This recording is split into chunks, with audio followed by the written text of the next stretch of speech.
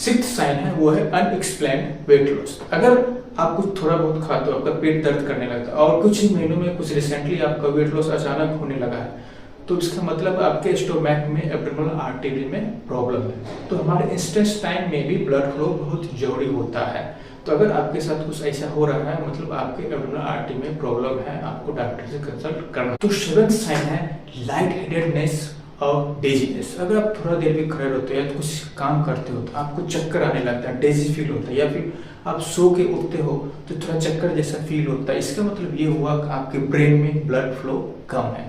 या फिर ऐसा हो सकता है कि आपका ब्लड प्रेशर लो है तो आपके ब्रेन में ब्लड फ्लो कम जा रहा है, तो आप तो जो एट्थ साइन है वो है thinning of skin with loss of hair.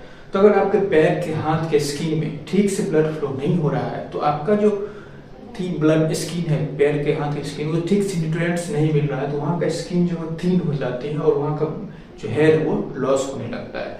तो ये भी एक साइन है, किसका है?